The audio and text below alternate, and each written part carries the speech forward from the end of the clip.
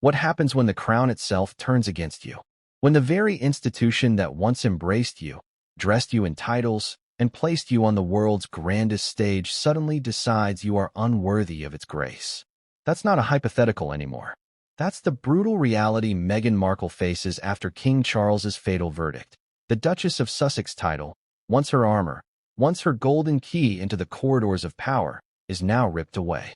A royal spouse stripped of status, publicly, officially, unmistakably. It's not just a story, it's a historical rupture. And tonight, we're stepping inside the walls of Buckingham Palace, peeling back the layers of silence, and exposing how this punishment was conceived, delivered, and received in ways that will echo for centuries.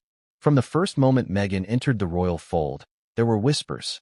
She was different, too outspoken, too modern, too Hollywood. But who could have imagined that just a few years later, we would witness a monarch wielding his authority in a way unseen in modern times? Think about this. For centuries, the monarchy has survived by protecting its own, by maintaining a united front. Yet now, King Charles has broken the rule of silence, using the full force of his power against his own daughter-in-law. Why? What line did Meghan cross that even a father-in-law and sovereign couldn't forgive? Before we continue, please hit the like button, subscribe to the channel, and turn on the notification bell for updates. Imagine the symbolism. A title isn't just a word. It's status. It's recognition. It's power. When Charles strips Meghan of Duchess of Sussex, he's not just changing how she's addressed. He's publicly marking her as an outcast. It's a scarlet letter delivered in front of millions. And let's be honest, this wasn't just an impulsive move. This was orchestrated, deliberate, timed with precision. But why now? Why at this particular moment? Could it be linked to Charles's fragile health, whispered in corridors and tabloids alike? Could it be connected to William's growing authority, quietly steering his father toward a harsher future? Or was Meghan's own defiance, the interviews, the memoirs, the documentaries, the final straw that sealed her fate? Let's not forget, Meghan's story began as a fairy tale. She was the American actress who stole a prince's heart, walked down the aisle in front of the world, and was celebrated as a fresh, modern face for the monarchy. Crowds cheered. Headlines adored her. She was the Duchess of Sussex, a symbol of change. But with each step forward, the shadows grew darker. And now, those shadows have swallowed her whole. Isn't it ironic? The very crown that once used her image to present itself as modern and inclusive now turns that same image into an example, a warning. Betray us, and we will erase you. But let's pause and ask, what does this mean for Harry? He wasn't stripped. His dukedom remains intact. Yet, his wife's humiliation is his humiliation. Can a marriage survive when one partner is publicly branded a pariah while the other retains the crown's favor, however fragile? And deeper still, what does this say about Charles's strategy? By sparing Harry but punishing Meghan, has he deliberately driven a wedge between them?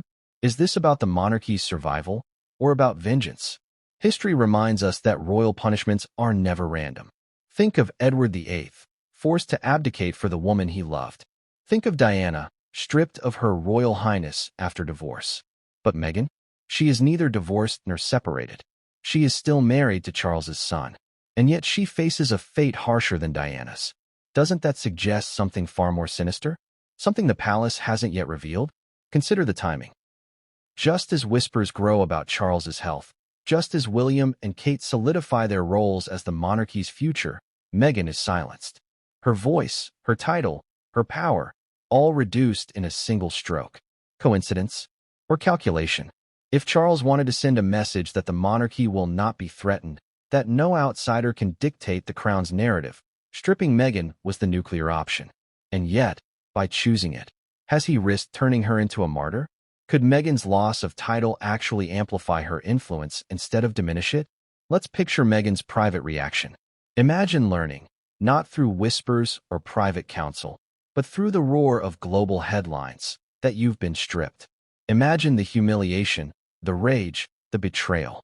A woman who once walked arm in arm with the Queen herself, now branded unworthy of the Duchess name. Reports claim her fury behind closed doors was volcanic, shattering. And who could blame her? After years of fighting back against palace control, after building a global platform, Meghan may feel she's being cornered into silence. But does Meghan Markle ever stay silent? That's where this story takes a dangerous turn. Because the stripping of her title isn't just the end of a chapter. It may be the beginning of Meghan's most defiant act yet. If Charles believed removing Duchess of Sussex would neutralize her, he may have underestimated the woman who shook the palace before and may do it again. The question is, how? Through a bombshell memoir? Through new alliances in Hollywood? Or perhaps through revelations the crown desperately hoped would never see daylight? And what of Harry? His loyalty has always been Meghan's shield. But with the monarchy sparing him, has Charles cleverly forced him to choose? To stand by Meghan and risk losing his own royal thread, or to distance himself, even subtly, to protect the last remnants of his position? These are not just family dramas. These are the kinds of fractures that shape history. Families divide. Dynasties collapse. Monarchies fall.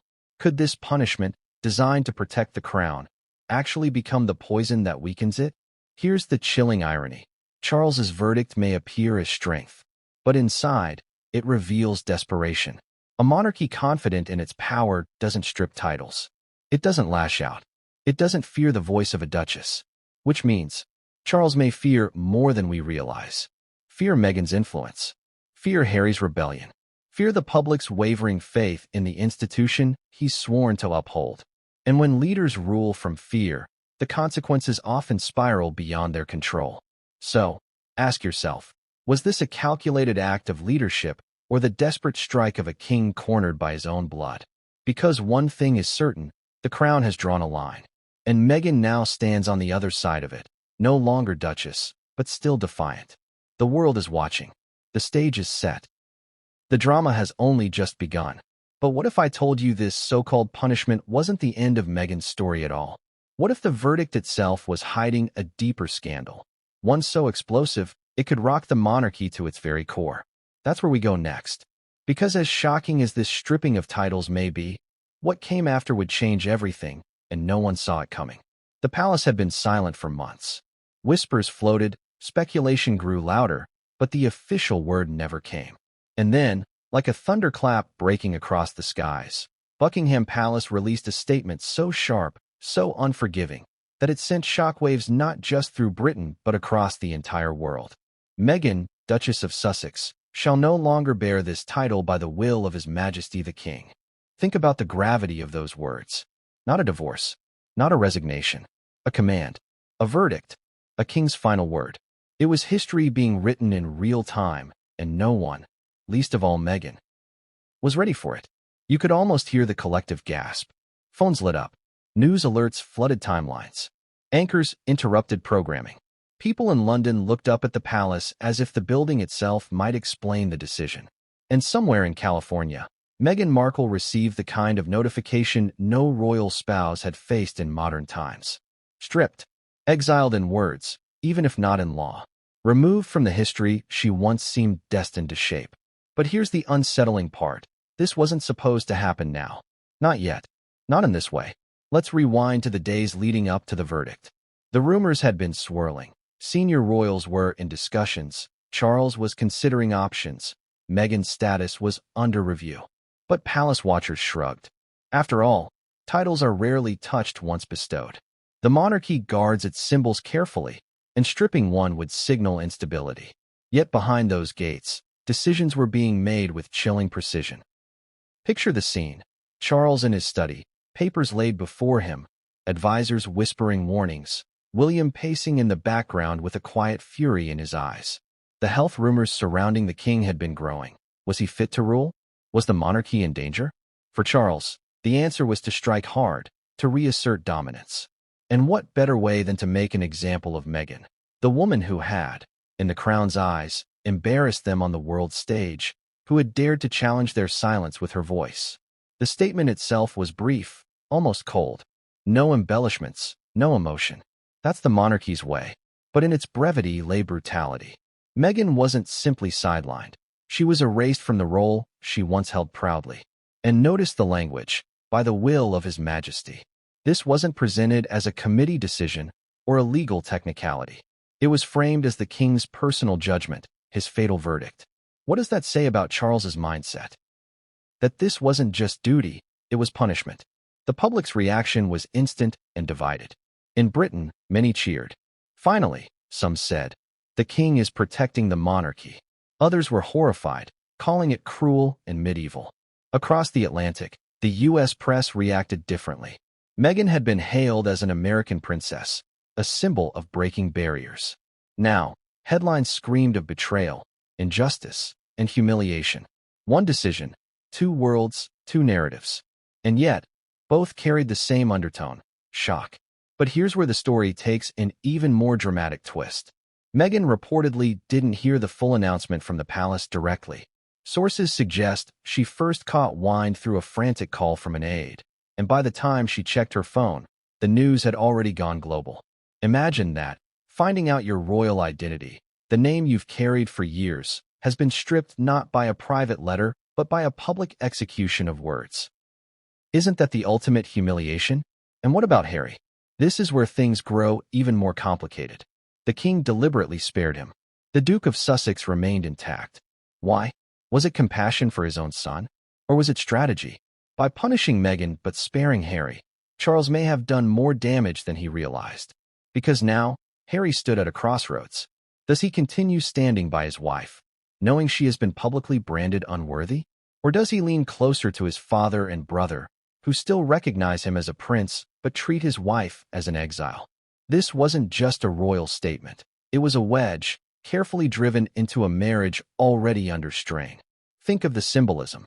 For centuries, titles have carried meaning beyond measure. They were shields of power, tokens of belonging. To strip one away is to declare someone an enemy of the institution. This wasn't just a bureaucratic adjustment. This was the monarchy drawing a line in the sand, a scar across the royal narrative. And Meghan now stood firmly on the other side. The reaction within the palace was equally dramatic. Advisors reportedly argued against it, fearing backlash, but Charles insisted. William, insiders whisper, supported it strongly, pushing his father to be decisive. And Kate, silent in public, but many speculate she quietly agreed that the monarchy had no future while Meghan continued to hold royal status.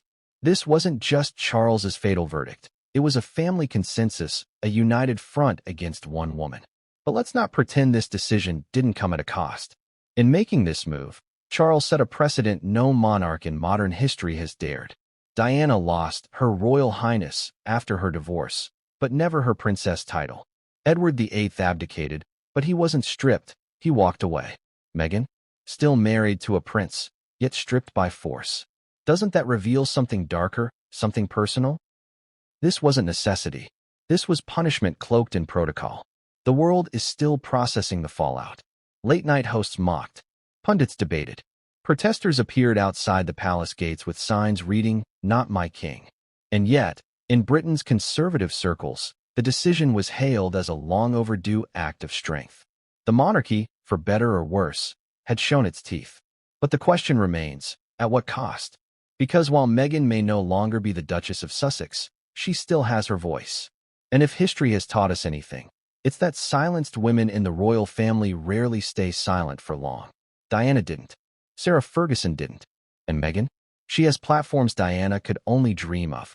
Social media, streaming giants, a global audience hungry for her side of the story. So, ask yourself, was this the end of Meghan's influence, or the ignition of something far more dangerous for the monarchy? By stripping her title, Charles may have thought he ended a chapter. But what if he actually wrote the first page of an entirely new book, one that could unravel everything the monarchy has fought to protect? Because behind those palace walls, whispers say Meghan is furious, Harry is torn, and the monarchy has made an enemy unlike any it has faced before. And that enemy is no longer bound by titles or tradition. She's free. Free to fight without restraint. Free to unleash truths the crown desperately wants buried. But what was Meghan's first move after hearing the fatal verdict? What did she say? What did she do? In those hours of fury when the cameras were off but the world's eyes were still on her. That reaction, explosive, emotional, and utterly shocking, is where the story takes its next turn. And it's a turn no one, not even the king himself, could have seen coming. How does a Hollywood actress become a duchess, only to be torn down in the most brutal public fashion just a few years later? Meghan Markle's rise to Duchess of Sussex wasn't just a personal victory. It was framed as the rebirth of a monarchy struggling to prove it could survive in a modern world. She wasn't just marrying a prince. She was rewriting history, and the world couldn't take its eyes off her. But as dazzling as the ascent was, it carried with it the seeds of downfall, seeds that sprouted the moment she stepped into royal life. To understand the fatal verdict that stripped her of her Duchess title, we must go back to the beginning, the meteoric rise of Meghan Markle. When Meghan's relationship with Prince Harry first broke into the headlines, it was like a Hollywood script come alive. The tabloids feasted on the story.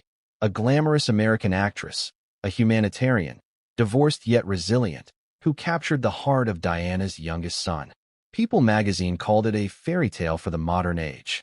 The BBC introduced Meghan to Britain in primetime specials, and within weeks, speculation erupted. Was this woman destined to become the Duchess of Sussex? Harry himself, normally private to the point of secrecy, stunned the world with an unprecedented statement. He confirmed the relationship, but not with the usual soft words. Instead, he lashed out at the press, condemning the racist undertones in coverage of Meghan's background. It was the first time the world realized Meghan wasn't just another royal girlfriend. She was a force, and Harry was ready to break centuries of silence to protect her. But here's the irony. His attempt to shield her from the press only made her more visible, more intriguing, and more controversial. Then came the engagement. That famous interview. Remember it? Harry and Meghan sitting side by side, giggling, glowing, finishing each other's sentences. Harry declaring he knew she was the one the very first time we met. Meghan speaking with charm and poise, describing the roast chicken dinner that sealed their fate. It wasn't just a love story. It was a production, and people bought tickets in droves. The wedding was the crown jewel of Meghan's rise. May 19, 2018. Windsor Castle.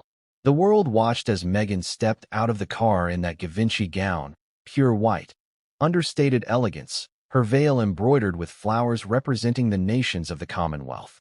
The symbolism was breathtaking. A biracial American woman walking down the aisle to join the most traditional white European dynasty in history. Headlines screamed, "The monarchy has changed forever." And then came the sermon. Bishop Michael Curry, an American preacher, thundered about love, slavery, and justice in front of stunned royals. Meghan had invited him. Meghan had redefined what a royal wedding could be. In that moment, she wasn't just the Duchess of Sussex. She was the embodiment of progress, diversity, and modernity. But if the wedding was her coronation in the eyes of the public, it was also the moment the crown began to lose control. Because inside those gilded walls, tradition is everything. Meghan's very presence was a contradiction, an outsider, a divorcee, an American actress, biracial in a family that had never dealt with such a reality. She was adored outside but scrutinized within. And the contradictions piled up quickly. The press loved her, until they didn't. Headlines that once praised her fashion began nitpicking her every choice. She closed her own car door? Too common. She ate avocados? Linked to environmental destruction. She wore dark nail polish? Scandalous. Small acts became front-page controversies. And yet, Meghan pressed on. As Duchess of Sussex, she threw herself into causes, advocating for gender equality, supporting charities, launching cookbooks to help fire victims. She gave speeches with confidence, using her voice boldly in ways previous royal brides never dared. Crowds adored her, screaming her name, showering her with flowers. For a brief, shining moment, she was the jewel in the monarchy's crown. But the cracks were already forming. Inside the palace, whispers circulated. Meghan was too difficult. Staff complained of long hours, tears, impossible demands. Whether true or exaggerated, those whispers began leaking into the press. And slowly, the narrative shifted, from Meghan the breath of fresh air to Meghan the diva. It was the beginning of a campaign that would eventually paint her as an enemy of the very family she had just joined. The contrast between public adoration and private tension grew stark. Take the Australian tour, for instance. Meghan and Harry were greeted by screaming crowds, their popularity at its peak. Meghan, newly pregnant, beamed as she hugged children and charmed dignitaries. The press declared it the monarchy's new golden couple. But palace insiders later revealed Behind the scenes, tension was boiling. Meghan reportedly clashed with staff, and the relentless schedule strained her health. The very tour that should have cemented her status became, in hindsight, a turning point. It's worth asking, was Meghan ever truly accepted? From the very start, comparisons to Kate Middleton became brutal. Kate was praised as elegant, restrained, the perfect royal. Meghan was painted as flashy, demanding, untraditional. Two women, forced into a false rivalry, became the faces of a deeper struggle, the monarchy's resistance to change.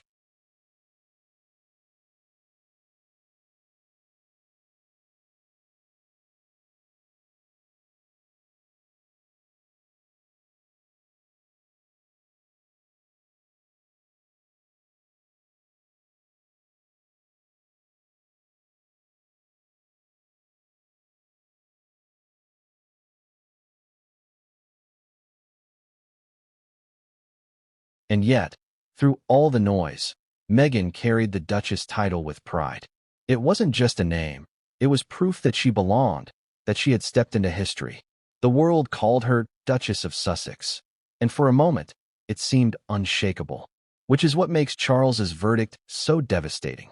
Because it wasn't just a title stripped, it was her identity, her rise, her very claim to history undone in one merciless decision.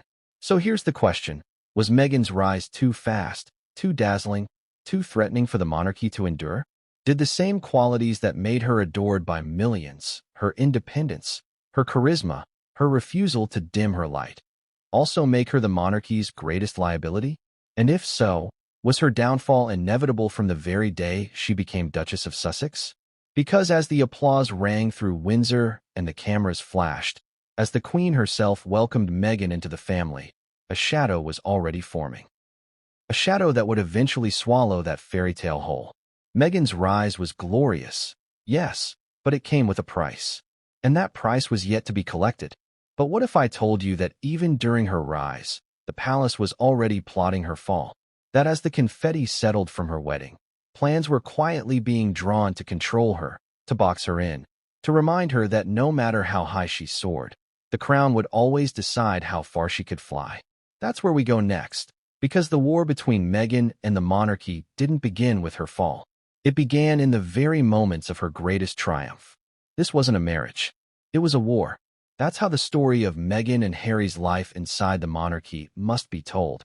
Because from the moment they said, "I do," their relationship with the crown turned into a battlefield. What began as a fairy tale wedding unraveled into a fight against centuries of tradition, media scrutiny, and the very institution that once celebrated their love. And make no mistake, every battle they fought chipped away at the fragile bond between the Sussexes and the royal family until the only path left was all-out war. The first shots were fired quietly. At first, it was subtle. The headlines that once called Meghan a breath of fresh air shifted tone. Suddenly she was difficult, demanding, a diva who reduced palace staff to tears. Whether those stories were true or not didn't matter. They were repeated, amplified, weaponized. And where did those leaks come from? Insiders whispered they weren't accidents. They were palace-sanctioned drops, subtle punishments meant to put Meghan in her place. But Meghan wasn't the type to bow her head. She pushed back. She spoke boldly in speeches. She held Harry's hand in public, breaking the unspoken rules. She hugged fans without hesitation. Each act, tiny in isolation, added fuel to a fire that was already burning. The breaking point came with the media war. The British tabloids circled Meghan like sharks scenting blood. Stories about her estranged father, Thomas Markle. Endless comparisons to Kate Middleton. Criticism of her baby shower in New York. Even attacks on her avocado toast. And through it all, the palace maintained its stiff silence. For decades, the monarchy had endured the press without comment. But Meghan and Harry saw it differently. Why protect the crown's reputation if it meant sacrificing Meghan's dignity? Harry, haunted by memories of Diana's death, wasn't willing to stay quiet. For him, this wasn't just bad press. It was history repeating itself. And in Meghan's tearful confessions, Harry heard echoes of his mother's suffering. That's why, in 2019, the Sussexes dropped a bombshell. They were suing the tabloids. It was unprecedented. Royals don't sue. Royals don't fight back. Royals endure. But Harry and Meghan declared war, breaking the family code of silence. The lawsuit wasn't just legal, it was symbolic. And the palace hated it. Advisors panicked. William fumed. Even Charles, who once quietly suffered through scandals of his own, saw it as reckless. But for Meghan, it was survival. She wasn't just defending herself. She was defending her right to exist outside the palace's suffocating narrative. And then came the interviews. Meghan's shocking words to ITV. Not many people have asked if I'm okay. It was raw, vulnerable, painful. For the first time, a senior royal admitted, on camera, that life inside the crown was unbearable. It was an emotional grenade tossed straight into the palace. And Harry followed it with his own chilling line. I will not be bullied into playing a game that killed my mom. With that, the Sussexes drew the battle lines. This wasn't gossip anymore. This was war against the monarchy itself. But if those interviews rattled the palace, what came next shattered it entirely. The Oprah Winfrey interview.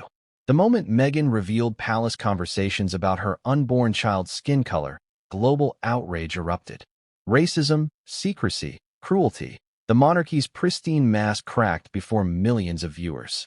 Meghan claimed she had been driven to the brink of despair, even suicidal thoughts, while palace officials refused her help. Harry confessed his father stopped taking his calls. This wasn't a family dispute, it was a public indictment. For the palace, it was nothing short of betrayal. Centuries of careful image building unraveled in 2 hours of primetime television. And yet, for Meghan and Harry, it was liberation. They spoke their truth, no longer gagged by royal protocol. But here's the question. Did they realize, in that moment, they had burned the last bridge back to the monarchy? The fallout was immediate. Supporters hailed them as brave truth-tellers. Critics blasted them as selfish and destructive. Inside Buckingham Palace, Charles was reportedly furious. William, incandescent with rage, issued the now-famous denial. We are very much not a racist family. But no denial could erase the damage. For the first time in modern memory, the monarchy looked vulnerable, weak, and divided. And then came Netflix. The docuseries Harry and Meghan painted a picture of palace betrayal and relentless media cruelty. Intimate footage, private text messages, late-night tears, it all played out on screens worldwide. Never before had royals revealed so much. For the monarchy, it was an unforgivable breach of trust. For Meghan and Harry, it was control, finally telling their own story on their own terms. But every confession was another bullet fired in this war. As if that wasn't enough, Harry's memoir, Spare, detonated in 2023. He exposed family secrets, from William's alleged physical assault to Charles's distant fatherhood. Nothing was spared. The Sussexes were no longer just estranged, they were insurgents. And the crown had a rebellion on its hands. But wars aren't just about battles, they're about consequences. And here's the contradiction. While Meghan and Harry claimed freedom, they also courted Hollywood deals, lucrative contracts, and global fame. Their critics accused them of wanting royalty without responsibility. Was this fight really about survival? Or was it about power, influence, and money? The line blurred. And as it blurred, public opinion shifted. Support turned to fatigue. Sympathy gave way to skepticism. Slowly, the very fans who once adored Meghan began to question her motives. And that's where Charles's final verdict takes on a darker tone. Because in his eyes, Meghan had crossed every line. Suing the press, shaming the monarchy, monetizing royal secrets. To him, stripping her of her title wasn't cruelty. It was justice. It was retribution for years of war. But did he realize that in punishing her, he might reignite the very fire he thought he had extinguished? Because wars don't end neatly. They simmer. They fester. They wait for the right moment to explode again. And for Meghan, this wasn't defeat. It was provocation. Every battle she and Harry had fought only made them bolder, angrier, more determined to tear down the monarchy's walls of silence. So ask yourself, was this war inevitable? Was Meghan doomed the moment she refused to play by the crown's rules? Or was the monarchy so brittle, so afraid of change, that it had no choice but to crush her? One thing is certain, this wasn't a simple family feud. This was an institution fighting for survival, and Meghan and Harry were the enemies it never wanted but could never silence. And yet, in the middle of this war, one figure emerged with more power than anyone else. One voice inside the palace, steady and relentless, who shaped Charles's final decision more than the press, more than public opinion, more than Meghan herself. The war may have been waged publicly, but the verdict was decided privately. And the person who tipped the balance wasn't the king alone. Because lurking behind the throne, with a vision for the monarchy's future and a determination sharper than steel, was the heir himself, Prince William. And when William laid down his ultimatum, the king had no choice but to listen. Why now? Why Meghan? Why this verdict at this precise moment in history? Those are the questions everyone whispered as Buckingham Palace's announcement ricocheted across the globe. Because a monarch doesn't strip a duchess lightly. This wasn't paperwork. This wasn't procedure. This was Charles's will, stamped into law, a punishment disguised as protocol. And beneath the official words, something far more personal, far more calculated, was driving him. To understand the fatal verdict, we must step into the mind of a king, one torn between legacy, survival, family loyalty, and bitter resentment. First, let's look at the obvious motive, survival of the monarchy. The British crown has endured wars, abdications, divorces, scandals, but its survival has always rested on one unspoken rule: unity. The firm, as it's called, must appear unbreakable. For Charles, Meghan represented the greatest threat to that unity since Edward VIII abandoned the throne for Wallis Simpson. Not because of who she was, but because of what she dared to do: speak. Royals endure silence like armor. Meghan shattered it with every interview, every lawsuit, every documentary. In Charles's eyes, that wasn't just rebellion. It was sabotage. But survival isn't only about optics. It's about legacy. Charles waited 70 years for the throne, a lifetime in the shadow of Elizabeth II. His reign was supposed to prove that he, long dismissed as weak and indecisive, could be strong, commanding, ruthless if necessary. What better way to assert power than by doing something even his mother avoided, stripping a royal spouse of her title? In that single act, Charles drew a line. This is my monarchy now. I will not let it crumble on my watch. But was it strength or desperation masked as authority? There's another layer here: resentment. For years, Meghan embodied everything Charles privately struggled against. She was charismatic, glamorous, adored by crowds. Sound familiar? That was Diana. And history tells us Charles loathed being outshone by his first wife. Decades later, here was Meghan, repeating the cycle, commanding global attention while he remained a gray figure in the background. Every headline about her philanthropy, every glowing profile in American magazines, every screaming fan who compared her to Diana, it chipped away at his pride. Isn't it possible that this verdict wasn't just about protecting the monarchy, but about finally silencing a woman who had stolen the spotlight too many times? And then there's William. Sources whisper it was William's insistence that tipped Charles's hand. William, who has grown impatient with his father's caution, saw Meghan as a destabilizing force that threatened his own future reign. For Charles, ignoring William wasn't an option. The heir carries more weight now than ever before, and Charles knows his legacy depends on preparing the throne for his son. If William demanded action, Charles had to comply. This wasn't just a father punishing a daughter-in-law. It was a king appeasing the heir to protect the dynasty's continuity. But perhaps the darkest motive of all was fear. Fear of secrets. Fear of exposure. Meghan and Harry have hinted more than once that they know things, explosive things, that could tear the monarchy's reputation apart. Every interview dangled fragments. Every book hinted at more. What if Charles believed Meghan held a card he couldn't afford her to play? By stripping her title, he may have thought he was weakening her platform, reducing her credibility before she revealed something devastating. Yet by acting so harshly, did he instead validate her narrative, that the crown is cruel, punitive, and terrified of her voice? And let's not ignore the timing. Charles's health has been the subject of endless speculation. Whispers of frailty, murmurs of illness. For a king aware his time may be shorter than he admits, decisive action becomes a form of immortality. If he feared his reign would be measured in years, not decades, striking now ensured he left a mark. His mother was the monarch of endurance. Charles, he may have reasoned, would be remembered as the monarch of authority. Better to be feared than forgotten. Yet, isn't there irony here? In stripping Meghan, Charles may have exposed the monarchy's weakness more than its strength. Strong institutions don't lash out at individuals. They don't fear the words of a single woman. The very act of punishment revealed how fragile the monarchy felt under her shadow. And fragility is dangerous, because once the world senses weakness, it tests it. Already, voices in the Commonwealth murmur about breaking away. Already, critics question the monarchy's relevance in a modern democracy. Could Charles's attempt to assert strength actually accelerate the decline he fears most? There's one more motive, subtle but profound: control. For Charles, the monarchy is less about pageantry than about discipline. Every member has a role. Every member follows rules. Meghan never did. She hugged strangers. She spoke freely. She cried openly. She sued tabloids. She was everything the crown wasn't. Stripping her of her title was Charles's way of restoring order, of saying, "We make the rules, not you." But control is a dangerous illusion.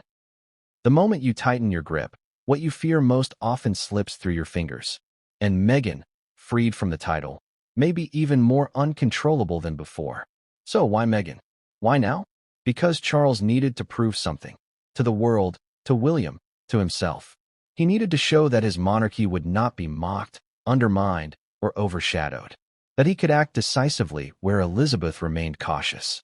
That his reign would be defined not by hesitation, but by command. But in doing so, he may have sown the seeds of his monarchy's greatest crisis. Because behind every punishment lies a consequence. And the consequence of stripping Meghan wasn't silence. It was outrage, fury, and rebellion. The king believed he ended the battle. But he may have started the war. And the person who pushed him hardest toward this choice?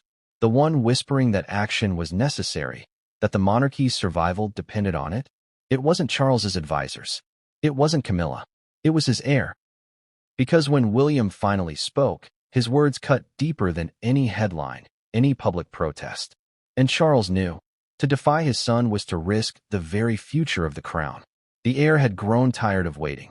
For years, William had watched in silence as the palace bent, hesitated, and wavered in the face of Meghan and Harry's rebellion. He had played the dutiful son, the composed prince, the stoic future king.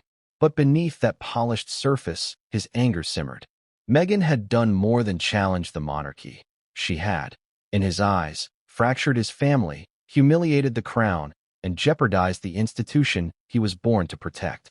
When Charles hesitated on delivering punishment, William stepped from the shadows. His influence was quiet, but it was relentless. And in the end, it was his hand that tipped the scale.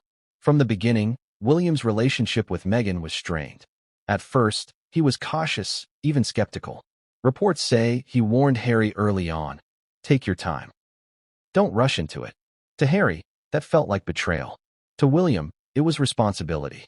But that warning planted the seed of tension. Meghan was no ordinary royal spouse. She was outspoken, charismatic, and unafraid to bend the rules. The very qualities Harry adored were the ones William feared.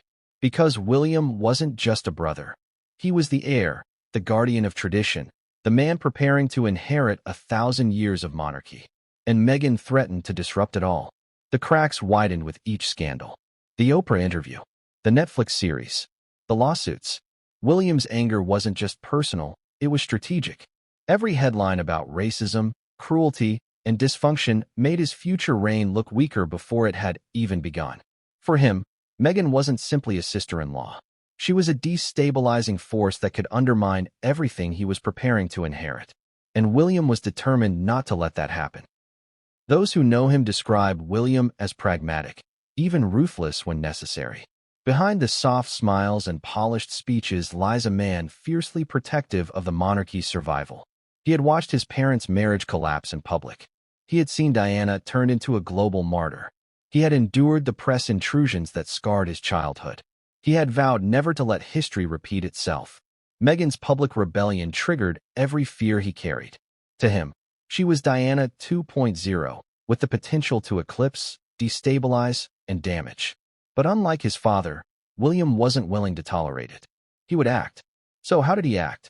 Not with fiery public statements, but with strategic whispers. Insiders suggest William's influence on Charles grew in recent years as the king's health became a subject of speculation. William began taking on more responsibilities, stepping into a co-ruler role of sorts. His words carried weight. And when he told Charles that Meghan's title was untenable, Charles listened. It wasn't framed as revenge, it was framed as necessity. If you don't act now, William reportedly warned, the monarchy won't survive me. Think about that. The heir presenting an ultimatum to the king. Charles, who spent decades waiting in his mother's shadow, now faced his own son's looming presence. To ignore William was to risk undermining the succession itself. So Charles acted, not just as a monarch, but as a father appeasing the son who would one day wear the crown. The fatal verdict wasn't only Charles's decision. It was William's shadow decree, carried out through his father's voice. But what makes William's role even more striking is the silence of Catherine, the Princess of Wales. Publicly, she stayed quiet. Privately, insiders claim her feelings toward Meghan had long soured. Their relationship, once billed as the Fab Four, collapsed into cold stares and tight smiles. The infamous bridesmaid dress fallout between Meghan and Kate left scars that never healed. For William, Catherine's pain mattered. Meghan's presence had not only divided the brothers, but driven a wedge between the two women. By supporting Meghan's title removal, William wasn't just defending the monarchy. He was defending his wife's dignity. The symbolism of William's involvement cannot be overstated. For decades, the monarchy has survived because heirs respected reigning monarchs, waiting their turn, deferring decisions. William broke that pattern. He didn't wait. He didn't defer. He shaped policy in real time. In many ways, Meghan's title was stripped not by a king of today, but by the king of tomorrow. And that makes this story far bigger than Meghan versus Charles. It's Meghan versus William, the man who will reign for decades. Here's the chilling part. William's strategy mirrors the monarchy's darkest traditions. History remembers ruthless heirs who maneuvered behind their fathers' thrones, ensuring the dynasty's survival at any cost. William may present a modern image, smiling father, devoted husband, but in this moment, he proved he could be just as cold, just as calculating, as the monarchs who came before him. But here's the irony. By pushing Charles to strip Meghan's title, William may have solved one problem while creating another. Meghan is no longer Duchess of Sussex, but does that make her weaker or freer? Without the constraints of royal identity, Meghan can reinvent herself fully in America, unburdened by palace rules. She can build empires, publish memoirs, launch political campaigns even, things no duchess could ever do. William may have thought he clipped her wings. But what if he actually opened the door for her to fly higher than ever before? And what of Harry? William has long seen himself as his brother's protector. But in this, he may have become the executioner. By backing Meghan's humiliation, William effectively forced Harry into an impossible choice: stand with Meghan against the monarchy, or edge closer to the family that branded her unworthy. Either choice leaves scars. Did William underestimate the price of using his brother as a pawn in this strategy? William's shadow role reveals a deeper truth. This fatal verdict was never just about Charles asserting power. It was about William carving out his future reign. The heir isn't waiting anymore. He's shaping the monarchy now, molding it into the image he believes can survive. Meghan's title was the sacrifice offered to prove his resolve. But sacrifices have consequences. And Meghan's response to this humiliation may ignite the very crisis William wanted to prevent. Because when the public saw Charles's name on the statement, they believed it was the king's decision. But behind the king, behind the gilded doors, the heir's hand was already steering the throne. The monarchy wasn't just punishing Meghan. It was declaring itself William's monarchy. And once William tasted that power, there would be no turning back. But here's the twist. For all of William's influence, for all of Charles's authority, none of it mattered without one thing: public opinion. And while the palace waged war inside its walls, the people outside were growing restless. Because Meghan's stripping wasn't only about family or power, it was about the image of the monarchy itself in the eyes of millions. And when the public turned, the monarchy's gamble became even more dangerous. At first, she had the people. Crowds lined the streets when Meghan appeared. They screamed her name. They thrust flowers into her arms. They cried as she reached out to hug them, a gesture that broke royal protocol but melted hearts. Meghan Markle wasn't just a duchess. She was a phenomenon, a living symbol of what the monarchy could become: diverse, modern, accessible. She was Diana's warmth mixed with Hollywood glamour, and for a while, the public adored her. But love, especially in the court of public opinion, is fragile, and soon, the cheers began to falter, replaced by whispers, doubts, and eventually, jeers. The public's turning point wasn't a single moment. It was a slow erosion, one headline, one scandal, one controversy at a time. And when the tide turned, Meghan found herself standing alone against a storm. Let's rewind to the honeymoon phase. The wedding had been a triumph. Nearly 2 billion people tuned in to watch Meghan walk down the aisle. Newspapers proclaimed a new era for the monarchy. Meghan's first solo engagements as Duchess of Sussex drew crowds that rivaled those of the Queen herself.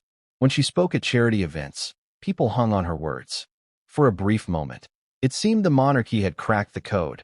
This American Duchess was the key to winning a new generation. But then the narrative began to shift. Slowly, subtly, the tabloids, once fawning, sharpened their claws. Stories about Meghan's fashion choices became critiques. She spent too much. She wore the wrong color. She broke protocol with her nail polish. At first, these seemed petty, even laughable. But repeated daily, they began to build a portrait. Not of a fresh, modern duchess, but of a rule breaker, a diva, someone unwilling to conform. Then came the infamous stories from palace insiders. Meghan made Kate cry over bridesmaid dresses.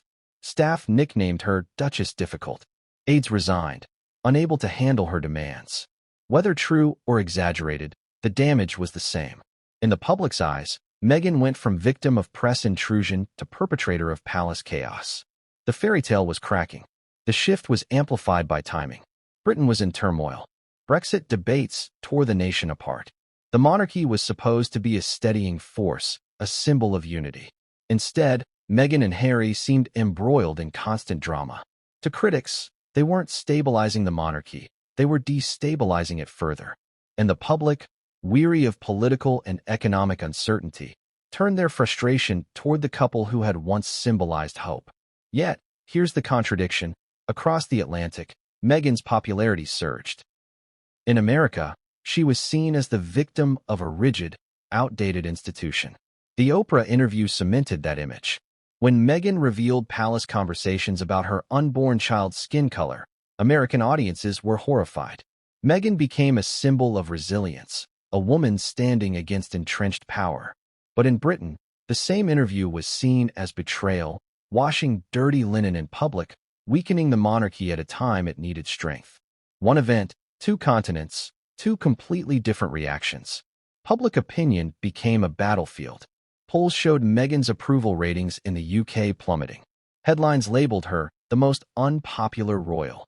Meanwhile, in America, she was celebrated on magazine covers, hailed as a modern-day Diana. The divide was stark.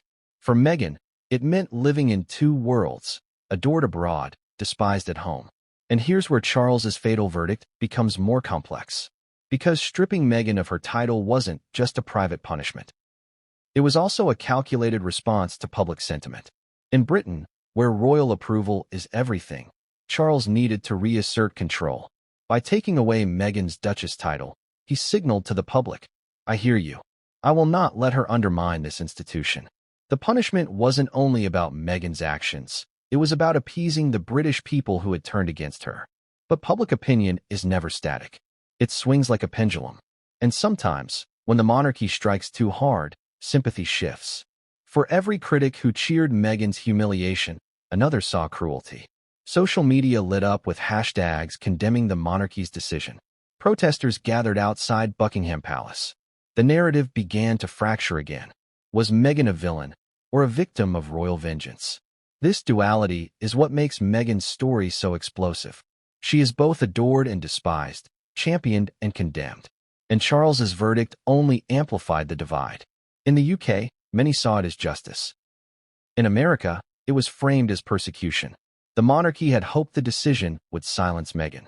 Instead, it reignited the debate, placing her once again at the center of global attention. Let's not forget Harry in this equation. For the public, Harry had always been the people's prince, Diana's boy who endured tragedy and grew into a man with charm and vulnerability. But his marriage to Meghan complicated that image. Was Harry still the cheeky, relatable royal, or had Meghan changed him, pulling him away from the family and country he once served? Polls suggested the latter. The public began to view Harry not as his own man, but as Meghan's shadow. His popularity plummeted alongside hers. Together, they became symbols of division rather than unity. Yet, here's the emotional heart of this turning point: Meghan's isolation. Imagine being adored by millions, only to watch that adoration dissolve into suspicion and hatred. Imagine walking into crowds once filled with cheers and hearing jeers instead. Imagine reading headlines that twist your every action into evidence of malice. The public's rejection wasn't just political. It was personal. And Meghan, who once glowed with confidence, began to show the strain. Tearful confessions, reports of despair. The cracks were visible. And that's where the monarchy made its move. Because once the public turned, stripping Meghan's title became not just possible, but popular. The king wasn't punishing her in a vacuum. He was responding to the tide of opinion. And yet, in doing so, he may have underestimated the backlash outside Britain. The world was watching. And the narrative wasn't as clear-cut as the palace hoped. Because when you strip someone of power, you don't just weaken them. You also risk making them a martyr. And in Meghan's case, martyrdom may be more dangerous to the monarchy than Duchessdom ever was. So ask yourself, was this truly a victory for Charles and William? Meghan Markle, the woman who had fought every battle with unshakable defiance, erupted. And what followed was nothing less than an emotional storm that shook every corner of her world. Behind closed doors, Meghan's fury unfolded in waves. At first, disbelief. How could they? How could Charles humiliate her in such a public, merciless way?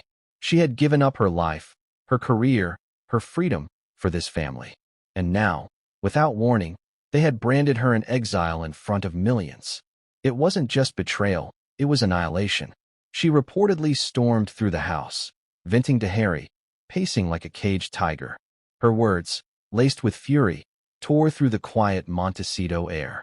Then came the second wave, anger sharpened into vengeance. Meghan was never one to retreat quietly.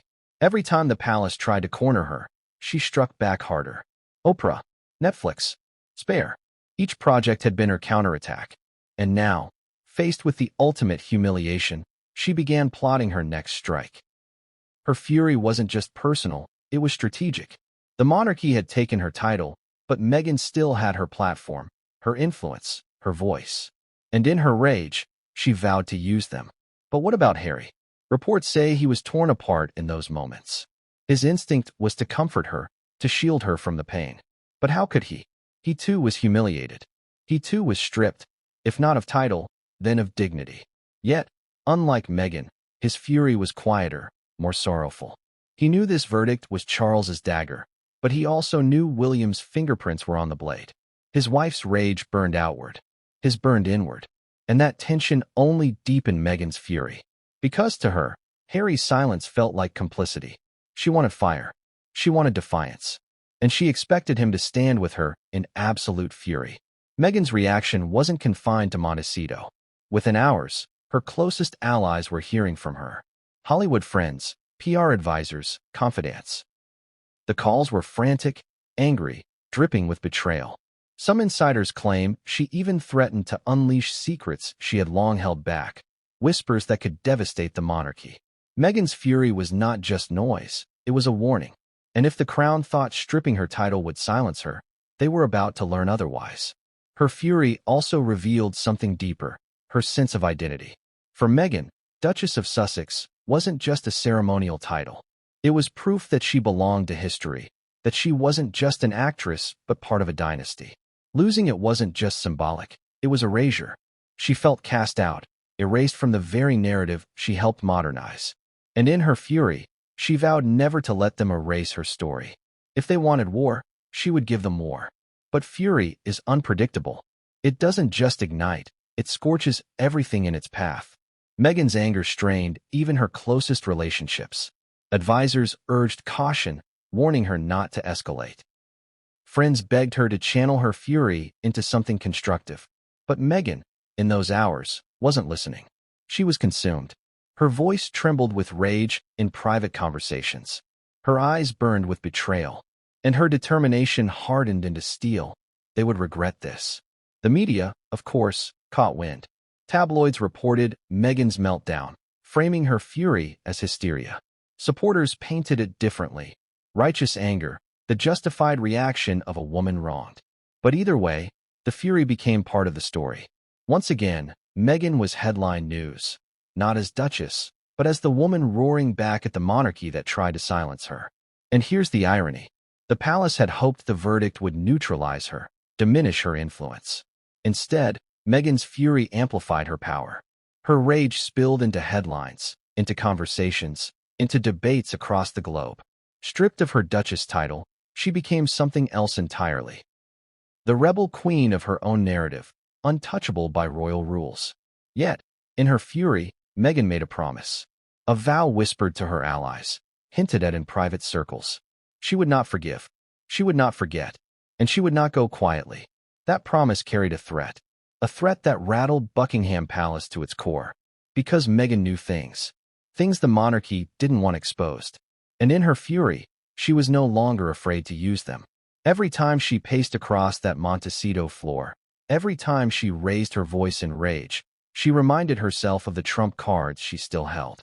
Letters, conversations, incidents the palace had buried. Meghan's fury wasn't just an emotional outburst. It was the beginning of a plan. But what exactly did Meghan know? What secrets lay buried in the vault of her memory? Secrets she could weaponize against the monarchy. That question haunted the palace in the hours after her fury erupted. And it wasn't long before whispers of a hidden scandal began to surface. One so dangerous, so explosive, that Charles's verdict might not have been punishment at all, but preemptive defense. Because what if Meghan's fury wasn't just about losing a title? What if it was about losing the one thing that kept her silent, the leverage of what she knew? What if the king's fatal verdict wasn't really about punishment at all? What if it was about protection, about covering up a secret so explosive it could rip the monarchy apart from the inside? That's the theory that began circulating the moment Meghan's title was stripped. Because history tells us one thing very clearly. The monarchy doesn't move against its own unless there's something much bigger at stake. Diana knew it. Edward VIII lived it. And Meghan Markle? She may have stumbled into the same dangerous territory, holding truths the palace could never allow to surface. The whispers began almost immediately after the verdict. Why now? Why Meghan? Why this level of ruthlessness from a monarch who had spent decades being called indecisive, hesitant, even weak? Some suggested Charles had acted out of personal spite. Others blamed William's ultimatum. But then came another possibility, one whispered in hushed tones by insiders, hinted at in tabloids, and dissected on late-night shows. Meghan wasn't just being punished. She was being silenced. So what was the hidden scandal? To answer that, we need to understand the monarchy's playbook.